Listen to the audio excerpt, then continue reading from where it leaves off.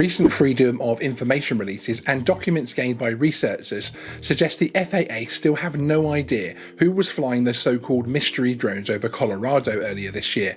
Today's update on this story gives a unique and fascinating insight into the inner workings of those investigating the sightings. Today, we're also going to be looking at one potentially harmful issue, which could lead to further drone regulations directly from this incident.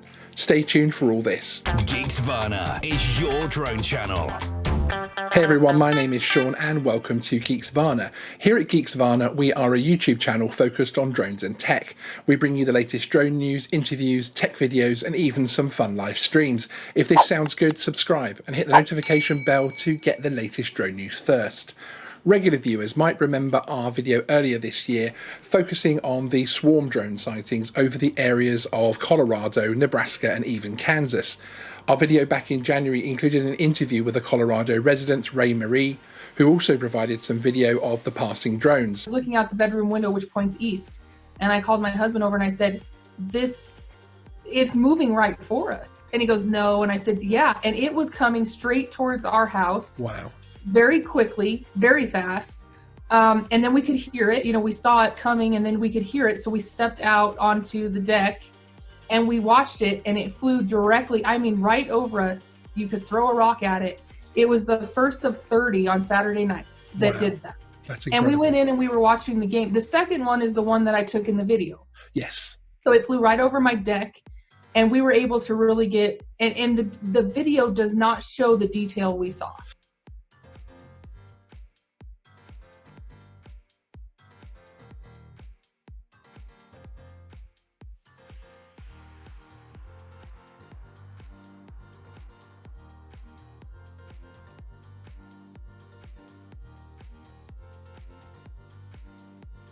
January feels like a long time ago right now, doesn't it?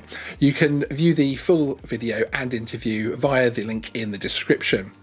As a brief background, the sightings we at Geeksvana were most interested in were during late December 2019 and very early this year.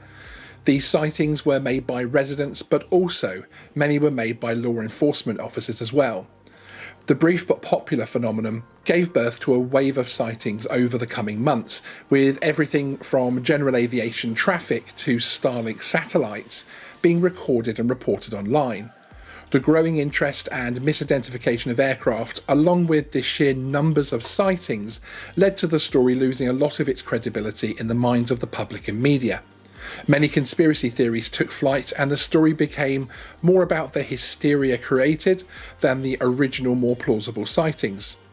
Ongoing research and work by Douglas D. Johnson, a volunteer researcher affiliated with the Scientific Coalition for UAP Studies, has unearthed some fascinating information through Freedom of Information means to obtain a wealth of documents from the FAA along with other federal agencies. Thank you to Douglas for allowing us to share this information with you, which was published more fully by The War Zone. There's a link to his Twitter account in the description along with the full story from The War Zone. Let's take a look at some of the main documents Douglas unearthed, but first, here is Douglas's summary given to The War Zone. For at least a couple of weeks, the mystery drone flap had the serious attention of the top FAA leaders and at least 2 US senators. The FAA assigned apparently capable investigators and mobilised resources from multiple FAA components. The assistance provided by other federal agencies such as FBI, DHS and military was apparently quite limited because of the absence of evidence of criminal intent or of a proximate threat to military assets or other critical infrastructure. Once the aerial activity stopped, it appears that both federal and state agencies quickly dropped the matter. I've not yet seen any evidence of a continuing federal investigation, although there are many documents still not released. Next, let us take a look at some of the communications to Special Agent Michael Bumberger and his associates from the FAA's Law Enforcement Assistance Program, known as LEAP, some of which contain detailed descriptions of the drone formations. Remember, these are from credible witnesses and even law enforcement officers. You can download all the emails and communications mentioned in this video via the links below. The email string showed that the FAA had been contacted by sheriffs in 16 counties across Colorado and Nebraska within a very short space of time. These reports also show similarities with similar craft being reported. Interestingly, one email between FAA agents reports the drone swarm flying close to Senator Gardner's house, and this had prompted a request from Senator's office to speak to the FAA Administrator's office.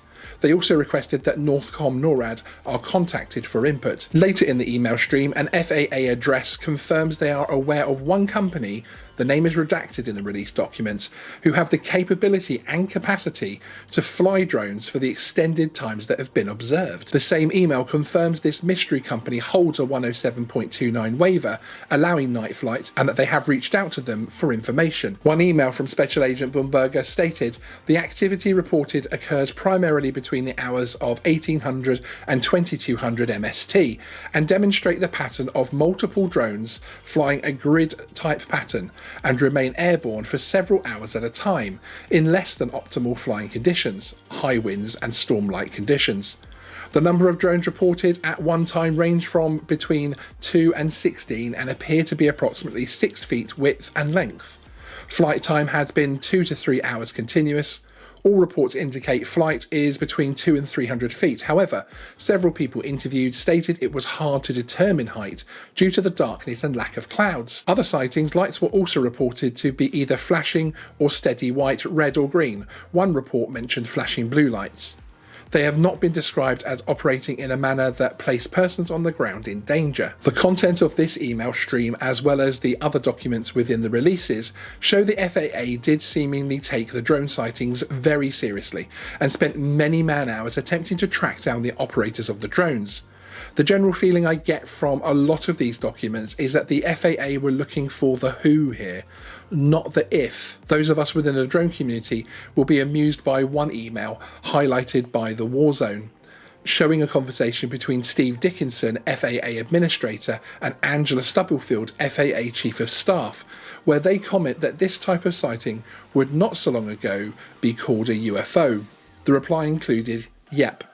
Now everything is a drone." This speaks to some of the frustration within the community, especially when the wider and often misidentified mass sightings were all labelled as drones. After some time with the sightings being investigated at a more junior level within the FAA, a more senior team were put in place to coordinate and take the lead to find out who were flying the drones and for what purpose. Interestingly, throughout the investigations, all levels of law enforcement and federal agencies conclude that the drones were not necessarily breaking any laws. One key stage of the investigation that anyone who has followed this story will remember was the closed-door meeting which took place between officials from the FAA and numerous authorities to help pool their knowledge and to form a plan to move forward. The released documents show just how seriously this meeting was taken, convened by Morgan County Sheriff Dave Martin in Brush, Colorado on January 6th.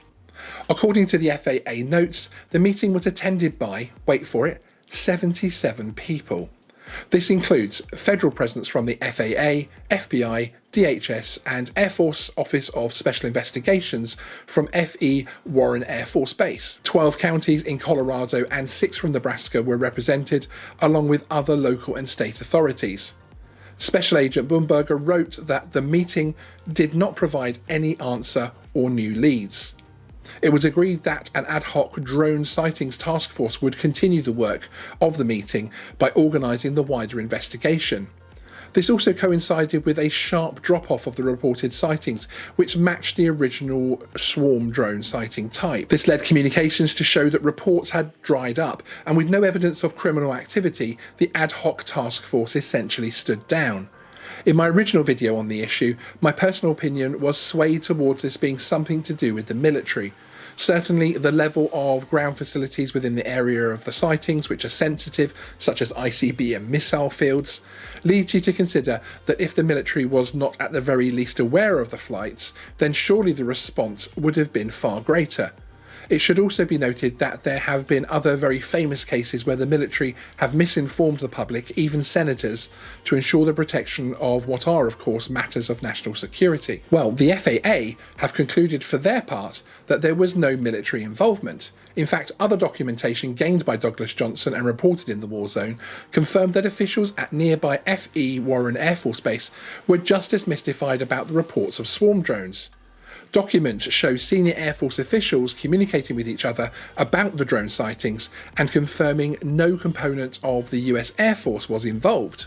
Although it should be noted that many of these communications were of course heavily redacted. An email from FAA Ash Claudio Mano states, in response to concerns the Army or one of their contractors was conducting UAS operations or testing and evaluation on January 13th, the FAA contacted multiple offices within the Pentagon in both the Army and the Office of the Secretary. All provided negative responses. Combined with previous DoD engagement by the FAA with USAF and NORAD Northcom, there is high confidence these are not covert military activities. The scope and remit of the FBI within the investigation was heavily limited due to the lack of evidence of criminal activity. One thing which concerns me on behalf of the drone community is the memo written by the FAA General Counsel titled UAS Sightings, Potential Enforcement Remedies. This was circulated on January the 19th to senior FAA staff, but they have to date excluded it from being released, believing the document to be exempt from disclosure under Freedom of Information. The excellent work of Douglas Johnson on bringing us this information to light was not entirely successful, with some documents excluded from the results. Mr. Johnson continues to sift through yet more releases, and with his help, we will of course bring you more updates on this story. What are your thoughts on this? Does this new information change your mind about what happened over the skies of Colorado and other states? Let me know in the comments below. One thing I enjoyed with our original video was interacting and hearing feedback from people approaching this story from so many different angles. Thanks for watching, and we'll see you in the next video. Please remember to like and subscribe.